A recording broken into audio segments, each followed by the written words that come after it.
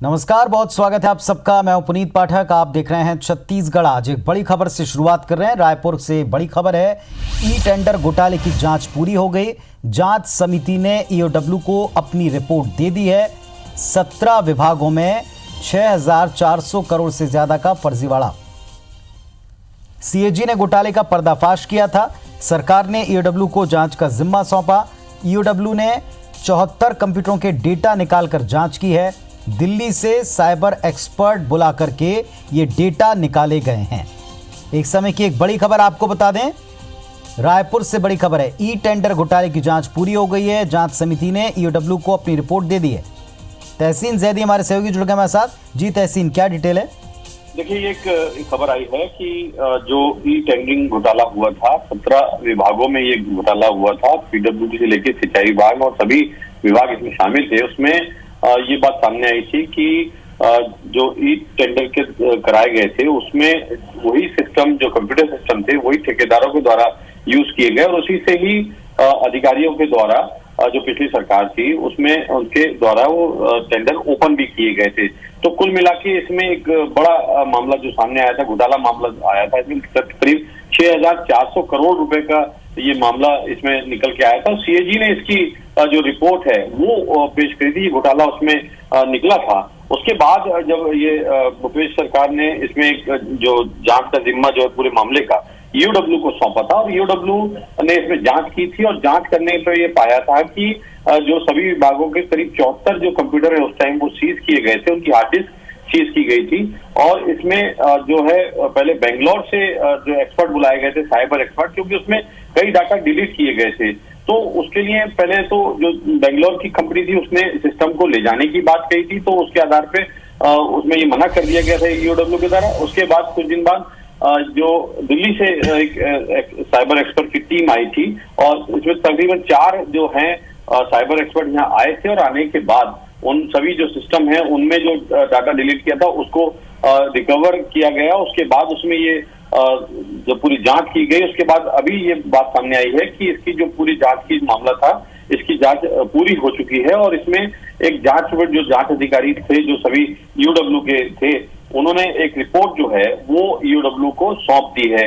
हालांकि ये रिपोर्ट में किस तरीके की अनियमितता पाई गई है इस बात का खुलासा भी नहीं हुआ है और अभी इसमें ना ही कोई अधिकारी इसमें इस बात की पुष्टि करे। लेकिन जो विश्वस्त सूत्रों से जो बात सामने आई है उसमें ये बात सामने आई है कि उसकी पूरे मामले की जांच पूरी हो गई है और जांच जो है वो ईओडब्ल्यू को सौंप दी और जल्द ही ईओडब्ल्यू जो है राज्य सरकार को वो रिपोर्ट पेश करेगी। जी, बहुत बहुत शुक्रिया आपका इस पूरी जानकारी के लिए। तो जैसा हमको तहसीन बता रहे हैं कि इस पूरे मामले में जांच का जिम्मा ईओडब्ल्यू को सौंपा गया था। अब जो जांच कमेटी है उसने जांच पूरी कर ली है। 74 कंप्यूटर के डेटा एक्सपर्ट के द्वारा निकलवाए गए हैं।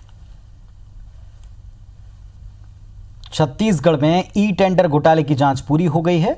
ईओडब्ल्यू को रिपोर्ट सौंप दी गई है। सरकार ने ईओडब्ल्यू को जांच का जिम्मा दिया था। 17 विभागों में 6,401 करोड़ से ज्यादा का फर्जीवाड़ा था।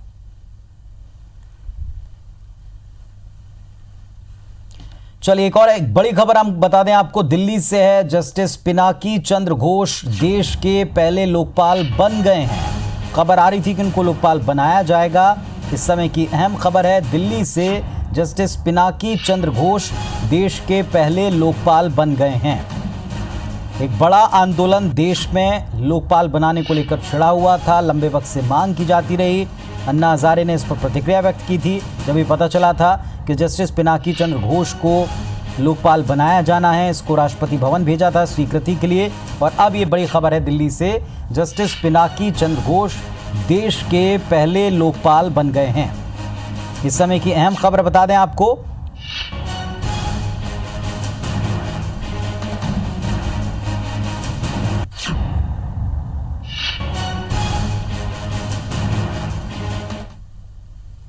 चलिए प्रदेश की खबरों पर आते हैं। भारतीय जनता पार्टी आज देर रात तक पहले और तमाम चरणों में प्रदेश के लिए जो लोकसभा सीटों पर चुनाव होने वाले उनके प्रत्याशी तय करके उनका नाम सामने ला सकती है। इसको लेकर भाजपा की केंद्रीय चुनाव समिति बैठी है।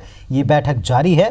बैठक में प्रधानमंत्री मोदी, अरुण जेटली, राजनाथ सिंह, नितिन गडकरी, शाहनवाज हुसैन मौजूद हैं। छत्तीसगढ़ की 11 सीटों पर नाम तय हो सकते हैं। 9 राज्यों के प्रत्याशियों के नाम इसके अलावा और तय होने हैं, जिसको लेकर मंथन जारी है। केंद्रीय चुनाव समिति की बैठक कल होने वाली थी, लेकिन गोवा के मुख्यमंत्री पर्रिकर के निधन के बाद ये बैठक नहीं हो पाई थी और इसके बाद अब ये बैठक चल रही है। इस बैठक के लिए पूर्व मुख्यमंत्री रमन सिंह, नेता प्रतिपक्ष धर्मलाल कौशिक, साथ में प्रदेश अध्यक्ष विक्रम उसेंडी 3 दिन से दिल्ली में हैं। सूत्र बताते हैं कि भाजपा बस्तर, कांकेर, दुर्ग में हारे हुए प्रत्याशियों पर दांव लगा रही है। पार्टी की संभावित प्रत्याशियों के पैनल में विधानसभा चुनाव में हार जाने वाले जो प्रत्याशी उनके नाम हैं केदार कश्यप, महेश काकड़ा, लता उसेंडी, प्रेम प्रकाश पांडे, अमर अग्रवाल, ये नाम भी बताए जा रहे हैं। चर्चा इस बात की भी है कि पार्टी लगातार जीतने वाले प्रत्याशियों को एक मौका और दे। इधर कांग्रेस की दूसरी सूची के देर शाम तक आने की चर्चाएं चल रही हैं। कांग्रेस केंद्रीय चुनाव समिति की बैठक भी आज होनी है। ऐसा बताया जा रहा है कि आज अपने बचे 6 लोकसभा के प्रत्याशी घोषित किए जा सकते हैं, ताकि होली के समय तक मेल मुलाकात के जरिए प्रत्याशी अपना प्रचार प्रसार शुरू कर पाएं।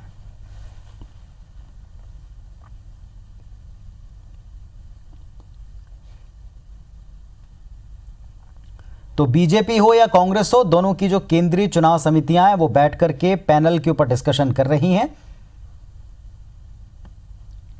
कांग्रेस पार्टी जहां आज देर रात तक अपने प्रत्याशियों का नाम, बचे हुए कैंडिडेट का नाम डिक्लेयर कर सकती है, तो बीजेपी अभी तक अपने उम्मीदवार सामने नहीं ला पाई है। उसमें भी मंथन चिंतन का दौर चलता रहा। केंद्रीय चुनाव समिति की बैठक इस वक्त भी चल रही है और इस वक्त मंथन के बाद में पहली सूची कम से कम छत्तीसगढ़ के 5 से 6 उम्मीदवारों के नाम सामने लाए जा सकते हैं। इसको लेकर बीजेपी में और कांग्रेस में केंद्रीय चुनाव समितियों की बैठकों का दौर चल रहा है।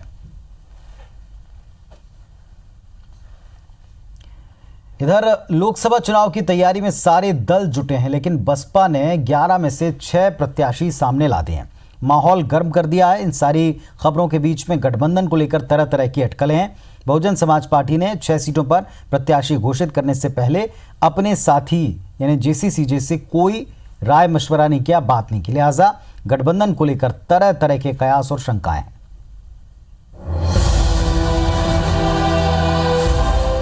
4 महीने पहले विधानसभा चुनाव के दौरान कांग्रेस को ठेंगा दिखाकर बहुजन समाज पार्टी ने छत्तीसगढ़ में अजीत जोगी की पार्टी के साथ गठबंधन किया। इस गठबंधन को 7 सीटें भी मिली और कहा गया कि लोकसभा में भी ये गठबंधन जारी रहेगा। मगर लगता है अब ये गठबंधन टूटने की कगार पर है, क्योंकि बसपा ने अचानक प्रदेश की 11 सीटों में से 6 सीटों पर अपने प्रत्याशियों के नाम का ऐलान कर दिया। साथ ही ये भी ऐलान कर दिया कि उनकी तैयारी सभी 11 सीटों में चुनाव लड़ने की है। हालांकि पार्टी ने ये भी कहा कि गठबंधन के तहत वे कुछ सीटें जनता कांग्रेस के लिए छोड़ सकते हैं। गठबंधन तो है मेरा, सीटों का डिसाइड पूरी तरह नहीं हो पाया है। अभी 3 सीटें हमारी फाइनल है। पहले से ही जांजगीर चांपा लोकसभा से श्री दाऊर और ताकर जी, जिनको आदरिया बहन जी ने 6 माह पहले कर दी थी। बस्तर लोकसभा से आयतुई राम मंडावी जी हैं। कांकेर लोकसभा से सुबे सिंह ध्रुवे जी हैं। बसपा के इस पैतरे से जोगी की पार्टी में खलबली मच गई है। जनता कांग्रेस छत्तीसगढ़ के सुप्रीमो अजीत जोगी ने कहा कि गठबंधन हो या ना हो, मायावती को शुभकामनाएं। साथ ही उन्होंने ये भी कहा कि बसपा ने प्रत्याशी उतारने से पहले कोई बात नहीं की। अगर जरूरत पड़ी तो वे मायावती से बात करेंगे। जनता कांग्रेस छत्तीसगढ़ के केंद्रीय उपाध्यक्ष विधायक धर्मजीत सिंह ने कहा कि सीटों के बंटवारे को लेकर दोनों दलों के बीच बातचीत का दौर जारी है। 3 सीटों पर उन्होंने उम्मीदवार घोषित कर दिए हैं, जो जिसके लिए मुझसे या हमारे प्रदेश अध्यक्ष अमित जोगी से कोई चर्चा नहीं हुई। मिलकर लड़े या ना लड़े, आदरणीय मायावती जी के साथ जो मेरा बहुत लंबा संबंध है वो बना रहेगा। छत्तीसगढ़ के लोकसभा के 11 सीटों में चुनाव कौन सा दल कहां से लड़ेगा और कौन कहां से उम्मीदवार होगा, इसके विषय में चर्चा चल रही है और पार्टी का जो भी निर्णय होगा इस चुनाव में हम उसी के आधार पर चुनाव के मैदान में उतरेंगे। गठबंधन की पार्टी अगर बिना बात किए 11 में से 6 सीटों पर सीधे अपने उम्मीदवार उतार देती है तो मतलब साफ है कि गठबंधन जैसा कुछ बचा नहीं। फिर भी दोनों ही पार्टी अपने वजूद और मजबूरियों के चलते ऐसा फैसला लेंगे कि भाजपा और कांग्रेस को चुनौती देकर मुकाबले में आए और जीत भी सके। लुरमी से सौरभ दुबे के साथ राजेश मिश्रा, IBC 24, रायपुर।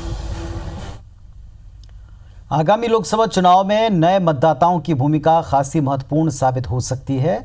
आंकड़ों के मुताबिक इस बार लोकसभा चुनाव में छत्तीसगढ़ राज्य की 11 लोकसभा सीटों में से 4 पर खड़े होने वाले उम्मीदवारों के भाग्य की चाबी नए मतदाता के हाथ रहेगी। मिशन 2019 के महाकुंभ की उल्टी गिनती शुरू हो चुकी है। सभी सियासी दल मतदाताओं को लुभाने में खूब जोर लगा रहे हैं, लेकिन चुनाव आयोग से मिले आंकड़ों के मुताबिक इस बार नए मतदाता अहम भूमिका निभाएंगे। 2014 के चुनाव में कोरबा, दुर्ग, महासमुंद और कांकेर सीटों पर मिली जीत के अंतर के लिहाज से 2019 के लोकसभा चुनाव में नए मतदाताओं की संख्या बढ़ी है। पिछले लोकसभा चुनाव में कोरबा में जीत का अंतर 4265 था, जबकि 18 से 19 साल वाले मतदाताओं की संख्या इस बार 38,588 है। इसी तरह दुर्ग में जीत का अंतर 16,848 था, जबकि इस बार नए मतदाताओं की संख्या 43,585 है। महासमुंद में 2014 में जीत का अंतर 1,217 था, लेकिन इस बार 2019 में नए मतदाताओं की संख्या 41,952 है।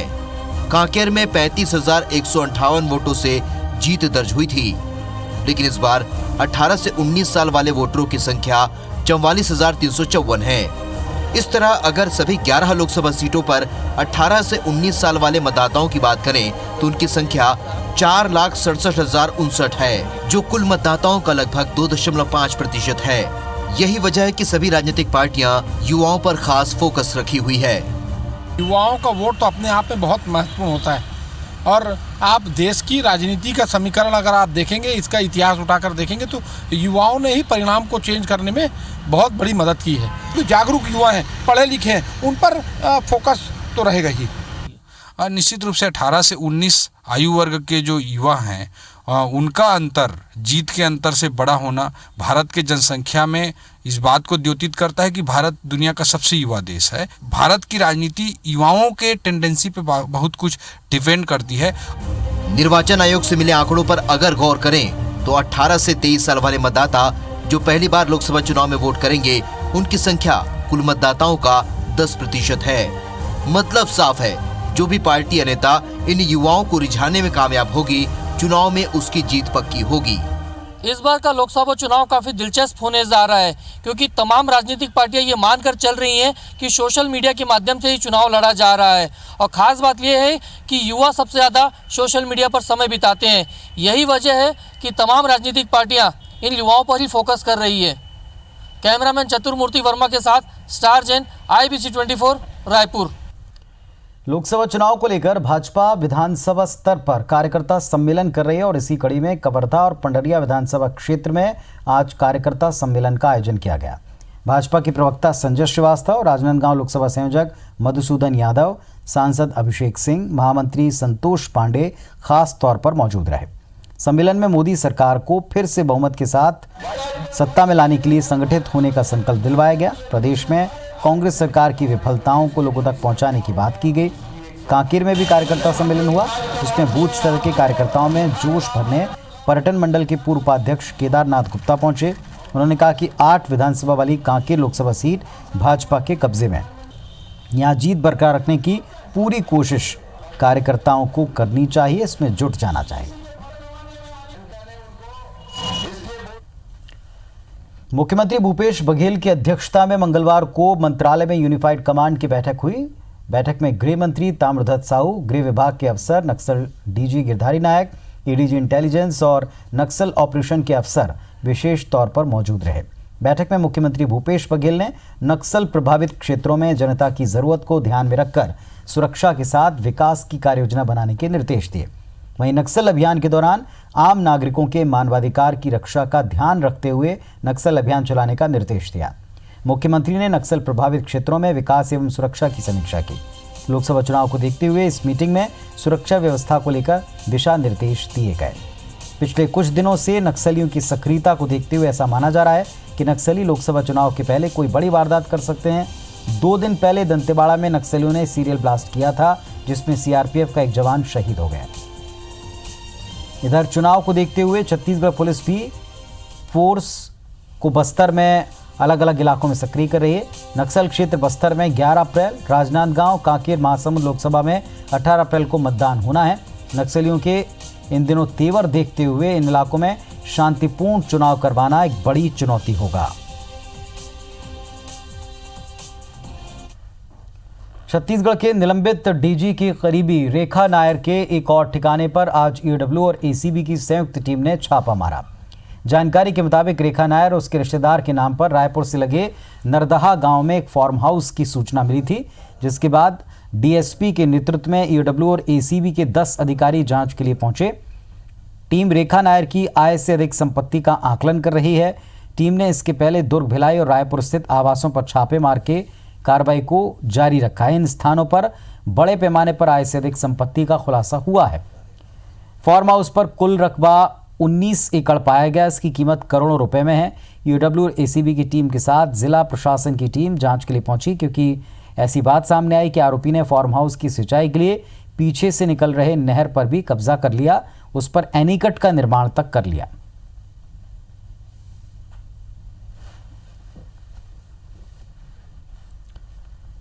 लोकसभा चुनाव के दौरान छत्तीसगढ़ में नक्सली किसी बड़ी वारदात को अंजाम देने के लिए सक्रिय हैं। ऐसे सुरक्षा बल उनको मुंहतोड़ जवाब देने का अभी काम कर रहे हैं। राजनांदगांव में आज हुई पुलिस नक्सल मुठभेड़ के बाद वर्दीधारी नक्सली का शव मिला।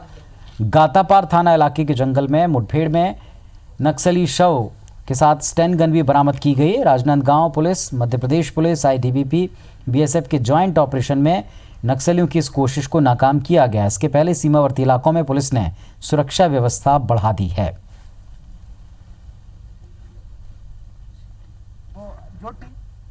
आज सुबह जो है टांडा एरिया कमेटी के नक्सलियों के साथ जो है अपने पुलिस का जो है ज़बरदस्त मुठभेड़ हुआ। उसमें जो टांडा एरिया कमेटी के सचिव और जीआरबी डिवीजन की सदस्य जो है जमुना, जो काफ़ी सीनियर कैडर है, उसको जो है पुलिस मार गिराने में सफलता मिली है। नक्सली जो कि बहुत पहाड़ी हाइट पे थे, इसलिए हमको चढ़ने में थोड़ा परेशानी हुई। तब तक नक्सलियों के द्वारा ताबड़तोड़ फायरिंग किया गया और हमारे जाबाज कमांडो के द्वारा नक्सलियों के एम्बुश को तोड़कर और उन्हें मुँह तोड़ जवाब दिए। और फायरिंग बहुत टाइम, कम से कम 10-15 मिनट तक चली। और फायरिंग होने के बाद जब घटना तक सर्च किए तो एक महिला माओवादी का जो वर्दीधारी थी और साथ में स्टेन गन मिला। मध्य प्रदेश पुलिस और छत्तीसगढ़ पुलिस के लिए एक स्वर्णिम दिन है, क्योंकि आज इस टांडा एरिया कमेटी की जो सेक्रेटरी जो 94 से इस एरियाज़ में एक्टिव थी, जमुना, वो आज पुलिस के जो इनकाउंटर्स में जो है मारी गई है। उससे पुलिस ने एक वेपन और आर्म्स जो है रिकवर किया। चलिए, इस समय बीजेपी के अनिल जैन कुछ कह रहे हैं, प्रभारी महोदय। चलिए आपको बता दें कि इस समय दिल्ली में एक मीटिंग चल रही है, जिसमें केंद्रीय चुनाव समिति बैठकर छत्तीसगढ़ समेत अलग अलग प्रदेशों में लोकसभा चुनाव के लिए उम्मीदवारों के ऊपर सहमति बना रहे हैं। उनके नाम घोषित हो सकते हैं, किसी भी वक्त ये नाम सामने आ सकते हैं। उम्मीद ये की जा रही है कि अनिल जैन जो प्रभारी हैं वो शायद नामों के बारे में खुलासा कर सकते हैं, या जो केंद्रीय चुनाव समिति है उसकी बैठक में क्या तय हुआ उस बारे में बता सकते हैं। तो एक अहम खबर आपको बता दें, आपको बताया हमने कि भारतीय जनता पार्टी की केंद्रीय चुनाव समिति इस समय दिल्ली में बैठक कर रही है। इस बैठक में छत्तीसगढ़ की 11 लोकसभा सीटों पर प्रत्याशियों के नाम फाइनल करके बताए जा सकते हैं। किसी भी वक्त ये सूची जारी हो सकती है। अब इसमें कितने नाम हैं, कितने नामों पर सहमति बनी है, ये फिलहाल स्पष्ट नहीं है, लेकिन ये उम्मीद की जा रही है कि होली के पहले कम से कम प्रथम और द्वितीय चरण की सीटों के नाम सामने आ सकते हैं। आपको बता दें कि पहले फेज के लिए नामांकन की प्रक्रिया शुरू हुई है, लेकिन अब तक बीजेपी अपने कैंडिडेट का नाम तय नहीं कर पाई। फर्स्ट फेज में केवल एक सीट है बस्तर की। दूसरे फेज में जो 3 सीटें हैं उनमें से किसी भी सीट के ऊपर अब तक बीजेपी अपने कैंडिडेट डिक्लेयर नहीं कर पाई है, और इसीलिए केंद्रीय चुनाव समिति की बैठक में कम से कम इन 4 सीटों पर फर्स्ट और सेकंड फेज के नाम सामने आ सकते हैं।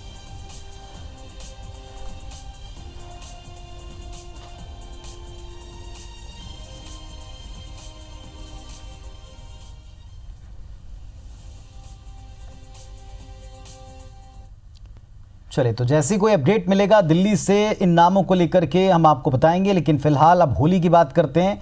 होली का रंग अब राजधानी रायपुर के तमाम लोगों के ऊपर चढ़ता दिख रहा है।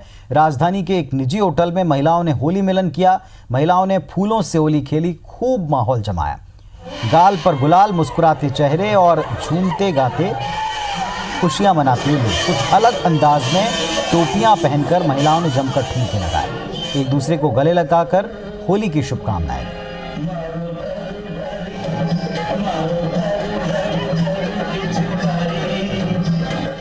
होली की शुभकामना देश के कोने कोने तक आप लोगों के माध्यम से पहुंचाना चाहते हैं कि ये होली के रंग लोगों की ज़िंदगी में खुशी, मिठास और आपसी भाईचारा की भावना हो, इसलिए हम होली की अग्रिम शुभकामना 1-2 दिन पहले ही सेलिब्रेट कर लिया है। तो आपको बता दें कि होली में अभी तो कुछ 2 दिन का वक्त है, लेकिन कॉलेज के कैंपस में छात्र छात्राओं ने और जिस तरह आप देख रहे हैं कि अलग अलग आयोजन भी होली को लेकर शुरू हो चुके हैं। महिलाओं ने फूलों की होली खेली है। फूलों वाली होली की एक झलक आप देख रहे हैं।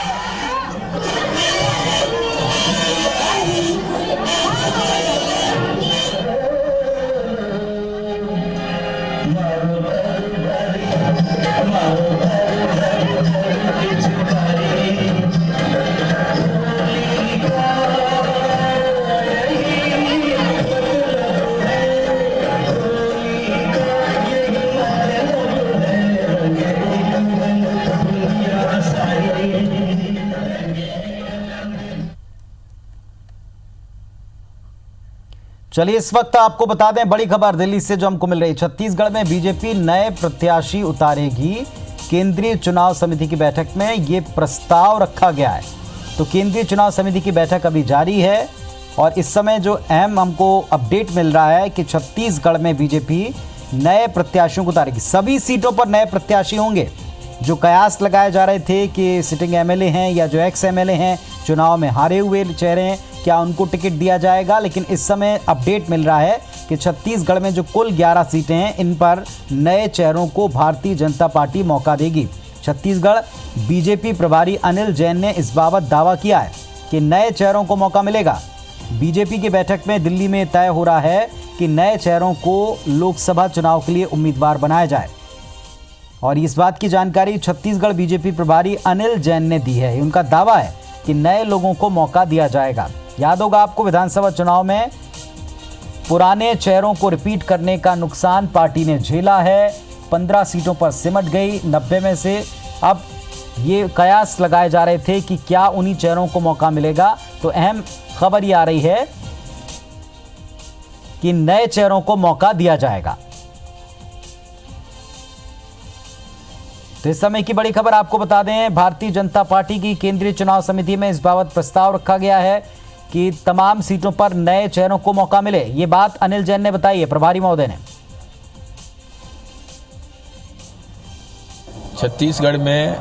छत्तीसगढ़ यूनिट ने केंद्रीय चुनाव समिति से ये गुजारिश की है कि हम अपनी स्वेच्छा से और सर्वसम्मति से छत्तीसगढ़ के सब 11 के 11 प्रत्याशी नए लाकर चुनाव नए टेबर में नए उत्साह से नई जोश से चुनाव लड़ेंगे, जिससे जो अभी तक वहाँ का राजनीतिक वातावरण हुआ या पीछे जो जनादेश आया उस जनादेश को मानते हुए हम नए जोश में फिर 11 सीटें जीतेंगे। मतलब किसी पुराने कैंडिडेट जो सिटिंग हैं उनको टिकट नहीं मिलेगा, पूरे बदलेंगे, 11 के 11 बदलेंगे। चलिए एक बड़ी खबर हम कह सकते हैं इसको, बीजेपी ने 11 के 11 नए उम्मीदवार उतारने का मन बनाया है। यह प्रस्ताव केंद्रीय चुनाव समिति की बैठक में रखा गया है। छत्तीसगढ़ बीजेपी प्रभारी अनिल जैन को सुन रहे थे, वो ये कह रहे हैं कि 11 के 11 चेहरे नए होंगे। माहौल को भापा है, जनादेश को पढ़ा है। पिछली बार जो मैंडेट मिला था, इसके बाद अब बीजेपी फैसला कर रही। इन सब के बीच में केंद्रीय चुनाव समिति की मीटिंग अभी जारी है। ये मीटिंग खत्म नहीं हुई है, लेकिन प्रभारी अनिल जैन ने दावा किया है कि छत्तीसगढ़ की 11 की 11 सीटों पर बीजेपी नए चेहरों को मौका देगी, नए लोगों को अवसर मिलेगा। राजेश मिश्रा हमारे सहयोगी जुड़े हमारे साथ। जी राजेश, क्या डिटेल? केंद्रीय चुनाव समिति की आज बैठक हुई है और बैठक खत्म होने के बाद छत्तीसगढ़ के जो प्रभारी हैं राष्ट्रीय महासचिव अनिल जैन वो बाहर निकले और बाहर निकलकर उन्होंने मीडिया से बातचीत करते हुए जिस तरह से कहा है कि छत्तीसगढ़ के सभी 11 सीटों में नए चेहरों को मौका दिया जाएगा। तो ये एक बहुत बड़ा निर्णय है, इसको माना जा रहा है, क्योंकि विधानसभा चुनाव में जब हार हुई थी, मिशन 65 का जो लक्ष्य है भारतीय जनता पार्टी ने प्राप्त नहीं किया था, तो उसको लेकर ये बात उठी थी कि नए चेहरे को मौका दिया जाता तो शायद ये परिणाम दूसरा होता था, क्योंकि बहुत सारे नए जो विधायकों उसके चेहरे से लोग को पसंद नहीं कर रहे थे, तो नए चेहरों को मौका दिया जाता तो शायद रिजल्ट कुछ दूसरा होता। तो इस तरह की जब बातें सामने आई तो लोकसभा चुनाव में इस बातों का काफी ख्याल रखा गया और जिस तरह से मीटिंग में आज तय किया गया और उसके बाद जब अनिल जैन बाहर निकले और उन्होंने मीडिया से चर्चा करते हुए जब ये बात कही कि नए चेहरों को मौका दिया जाएगा, तो ये काफी बड़ा निर्णय है। और साथ ही साथ उन्होंने ये भी कहा कि चेहरे बदलने से लोगों में उत्साह आएगा। राजेश आप हमारे साथ में बने रहिए। IBS24 के managing editor doctor Shrish Chandra Mishra ji जुड़ गए हमारे साथ। श्रीश जी, बीजेपी शायद भाप गई है, 11 सीटों पर अब नए चेहरों को मौका देने की बात कर रही। देखिए पुनीत जी, इसकी शुरुआत तब से हुई जब अमित शाह यहाँ पर आए और जो उन्होंने यहाँ सम्मेलन किया उसमें जो उपस्थिति थी उसको लेकर उन्होंने जो नाराजगी व्यक्त की थी और उसके बाद जाते साथ ही प्रदेश अध्यक्ष बदल गया था और प्रदेश अध्यक्ष आदिवासी को बनाया गया, वो भी मौजूदा सांसद को बनाया गया जो खुद विधानसभा चुनाव हार चुके थे। और ऐसी स्थिति में भाजपा के लिए चूंकि सारी विधानसभाओं में सारी लोकसभाओं में बहुत खराब स्थिति रही है इस चुनाव में, जो 3 राज्यों में चुनाव हुए खासतौर पर जहां पे भाजपा का शासन था, तो वहां पर भाजपा की सबसे ज्यादा खराब स्थिति कहीं हुई है तो छत्तीसगढ़ में हुई है, जिसको भाजपा का केंद्रीय नेतृत्व तो हमेशा ऊंचाइयों पर रखा हुआ था कि यहाँ पर भाजपा की सबसे मजबूत स्थिति है, यहाँ पर भाजपा सबसे पिछड़ी साबित हुई।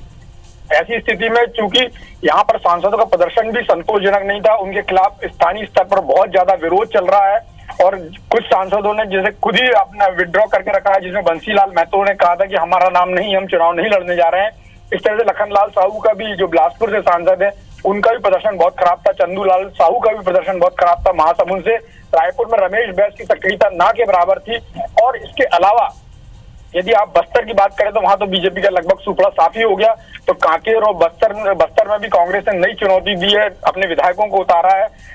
सरगुजा की बात करें, कांग्रेस ने वहां अपने दिग्गज खेल साय सिंह को उतारा, जो 3 बार सांसद रह चुके हैं। इसलिए भाजपा के लिए सब जगह बड़ी चुनौती थी और उनके जो मौजूदा सांसद हैं, 11 में से जो 10 सांसद हैं, उनका प्रदर्शन बहुत ही खराब था। और जो दुर्ग सीट है जहां से सरोज पांडे पिछले बार मामूली अंतर से हारी थी, उस जिले में भी भाजपा का प्रदर्शन बहुत ही खराब रहा, अच्छा प्रदर्शन नहीं कहा जा सकता।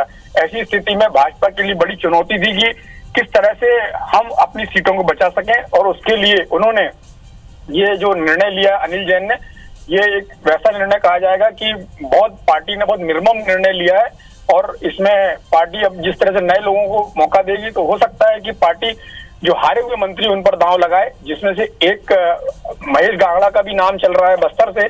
उसके अलावा बात करें यदि हम दुर्ग की तो वहाँ प्रेम प्रकाश पांडे का नाम प्रमुखता से है। इसके अलावा यदि हम बात करें बिलासपुर की तो वहां पर अमर अग्रवाल का नाम बहुत प्रमुखता से चल रहा है। ऐसे कर भाजपा पूरे जो 11 लोकसभा क्षेत्र है वहां पर एकदम नए चेहरों को उतार सकती है और ये भी हो सकता है कि राजनांदगांव से डॉक्टर रमन सिंह चुनाव मैदान में आए और रायपुर से ब्रजमोहन अग्रवाल के नाम और एक और नाम है, नया नाम है, महिला कैंडिडेट है लक्ष्मी वर्मा, उनका नाम भी बहुत तेजी से चल रहा है।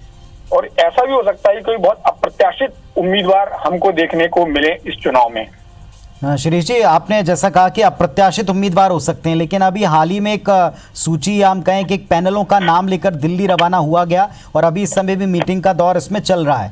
तो जाहिर सी बात है कि इसमें जिन लोगों के नाम होंगे और अब जो एक नए चेहरों को उतारने की बात की जा रही है, तो डैमेज कंट्रोल भी करना पड़ेगा बीजेपी को, या नाराजगी के लिए पहले से तैयार है? हम नाराजगी एक तरफ रखेंगे और इसी पर स्टिक रहकर आगे बढ़ेंगे।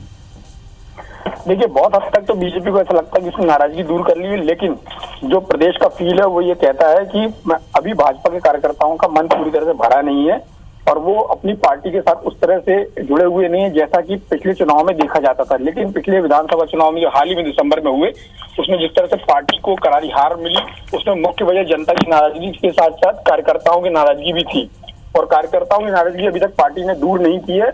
ऐसी स्थिति पार्टी को दोनों स्थिति का सामना करना पड़ सकता है, जो नए कैंडिडेट आएंगे उनको लेकर असंतोष की स्थिति और दूसरा कार्यकर्ताओं की नाराजगी। भाजपा के लिए इन दोनों मोर्चों पर निपटना एक बड़ी चुनौती होगी। और सबसे बड़ी बात इसमें यह है कि भाजपा किस तरह के उम्मीदवारों को चयन करती है, क्योंकि कुछ नाम ऐसे भी हो सकते हैं जो बहुत चौंकाने वाले हो सकते हैं। कला के क्षेत्र से या दूसरे क्षेत्रों से ऐसे लोगों को उतारा जा सकता है जो जिनका राजनीति से सीधे तौर पर कोई वास्ता नहीं रहा है। चलिए, तो जैसा हमको बता रहे हैं डॉक्टर श्रीश चंद्र मिश्रा जी कि ये 11 नाम, ये 11 नए चेहरे किसी क्षेत्र से, किसी अलग क्षेत्र से हो सकते हैं, चौंकाने वाले हो सकते हैं।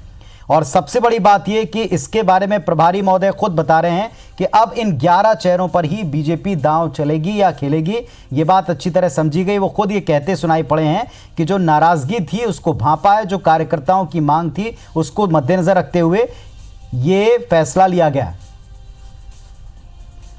शिरीष जी, बहुत बहुत धन्यवाद आपका हमारे साथ में जुड़ने के लिए। तो ये एक बड़ी खबर आपको बता रहे हैं, एक इस समय की बड़ी खबर है कि छत्तीसगढ़ में 11 नए चेहरे सीटों पर दिखेंगे। क्या प्रभारी महोदय ने क्या, सुनिए एक बार फिर से।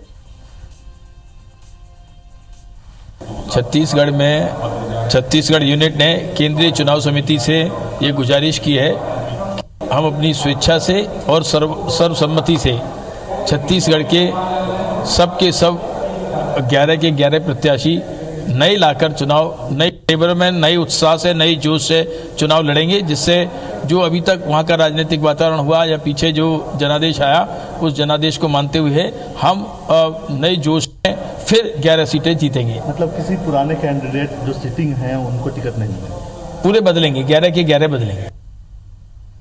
चलिए, तो जो सिटिंग सांसद हैं उनको मौका नहीं मिलेगा, उनका प्रदर्शन बेहतर नहीं रहा, उनको मौका नहीं दिया जाएगा, नए चेहरे उतारे जाएंगे। ये नए चेहरे सरप्राइज भी हो सकते हैं, नए चेहरे जो पिछले समय तक सरकार रही प्रदेश में, उनके मंत्री पद के चेहरे भी हो सकते हैं जो मंत्री रहे थे।